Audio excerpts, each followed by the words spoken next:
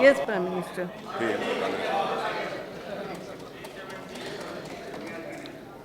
आदरणीय अध्यक्ष महोदय जी, सदन में और देश में जो आक्रोश है, उस आक्रोश में मैं भी मेरा स्वर मिलाता हूं।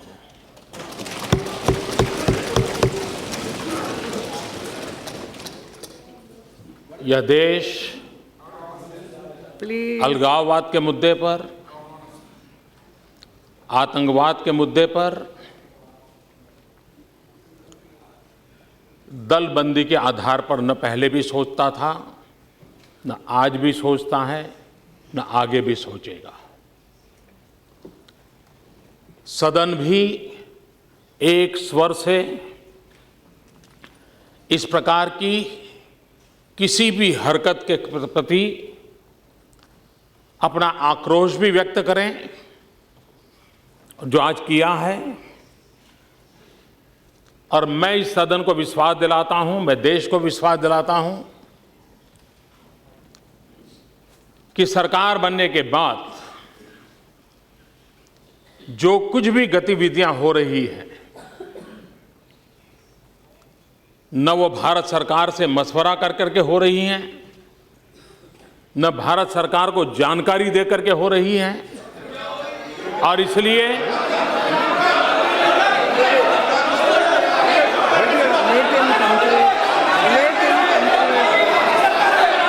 तो बैठे बैठे नहीं बोलते ऐसे, क्या थोड़ा तो समझिए। मेरा इस सदन के माननीय सदस्यों से आग्रह है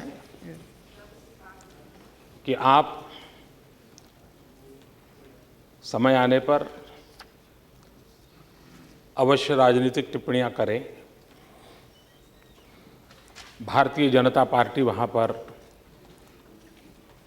सरकार में हिस्सेदार हैं, इसके लिए आप उसकी भरपूर आलोचना भी करें और वो आपका हक भी है और होनी भी चाहिए।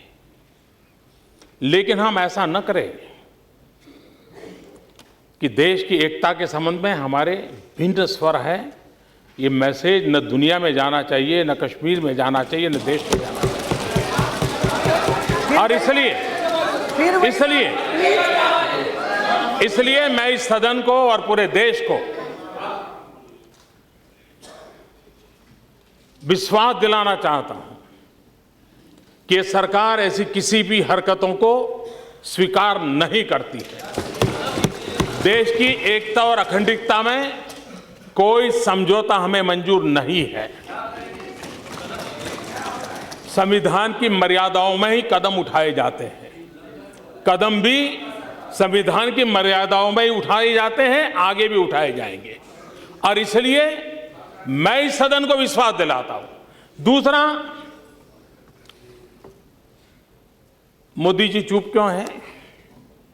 मैंने उस सदन में भी इस विषय में विस्तार से अपनी बात कही थी और इसलिए ऐसा कोई कारण नहीं है कि हमें चुप रहना पड़े।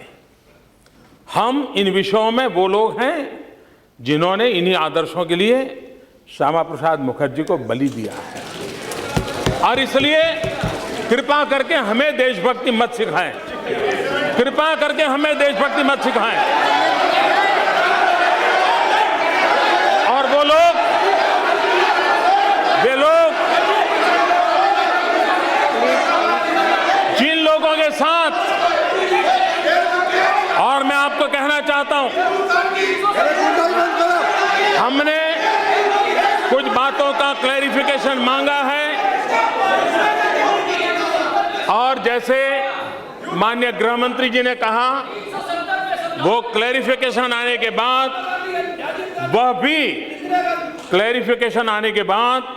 वह भी सदन को जानकारी दी जाएगी। और इसलिए मैं फिर एक बार कहता हूं, यह आक्रोश किसी दल का नहीं है, यह आक्रोश देश का है। यह आक्रोश उस बेंच का और इस बेंच का नहीं है, यह आक्रोश पूरे सदन का है।